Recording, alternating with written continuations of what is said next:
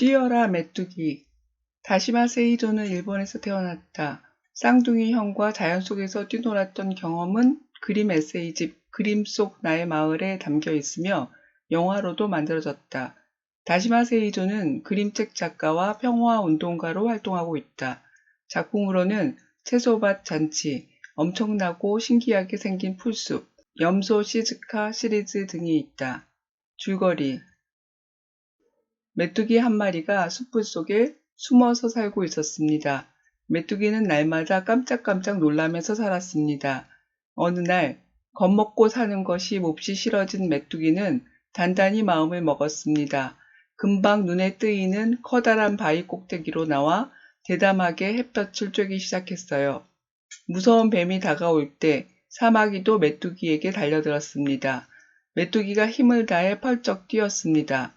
그 바람에 뱀은 온몸이 우울어지고 사마귀는 산산조각이 났습니다. 거미줄이 엉망이 되었고 날아가는 새는 총알을 맞는 줄 알았답니다. 메뚜기는 높이 높이 올라가다 더 이상 올라갈 수 없었어요. 아래로 떨어지면서 한 번도 써본 적이 없는 내장의 날개가 생각났습니다. 메뚜기는 온 힘을 다해 날갯짓을 했습니다. 갑자기 몸이 가벼워지면서 위로 떠올랐습니다. 자기 힘으로 날게 된 메뚜기는 정말 기쁘고 즐거웠습니다. 자기가 가고 싶은 곳으로 바람을 타고 멀리 날아갔습니다. 의미를 찾는 질문, 겁먹고 사는 것. 메뚜기는 날마다 깜짝깜짝 놀라면서 살았다. 메뚜기는 잡아먹히게 될까봐 두려웠다. 사람들도 두려움을 갖고 있다. 자신이 갖고 있거나 경험했던 두려움에 대해 이야기를 나누면 내게만 있는 희귀병이 아니란 사실이 위로를 준다. 두려워하는 것들이 매우 다양한 것처럼 두려움에 대한 사람들의 태도도 각양각색이다. 어떤 사람은 슬기롭게 두려움을 이겨내지만 두려움에 짓눌려 있는 사람은 두려워하는 대상으로부터 자신을 숨기며 살아간다. 순간순간이 불안하고 괴롭다. 어린이들은 살아온 경험이 적어서 자신의 두려움이 자신에게만 있으며 자신에게 매우 끔찍한 불행이 닥칠 거라고 불안해한다.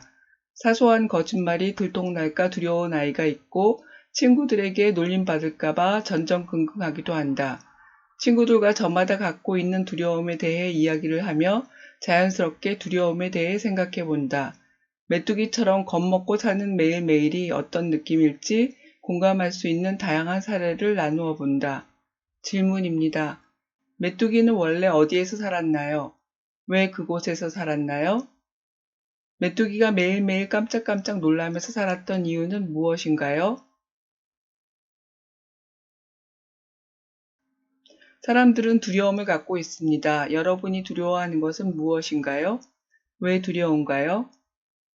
겁먹고 숨어 지낸다면 어떤 느낌이 들까요? 의미를 찾는 질문, 마음을 단단히 먹기. 메뚜기는 겁먹고 사는 것이 몹시 싫어졌다.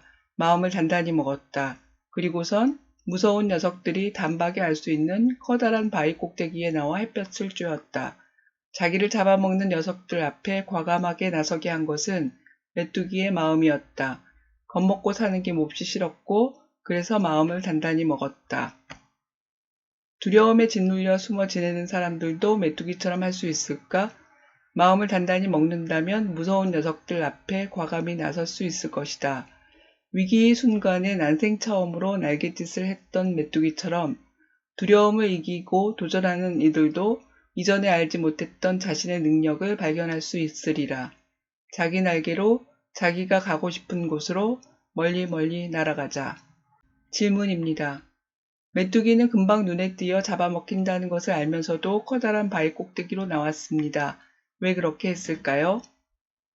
메뚜기가 마음을 먹지 않았다면 어떻게 달라졌을까요? 메뚜기는 이제 살 길이 없다고 생각한 순간에 무엇을 하기 시작했나요?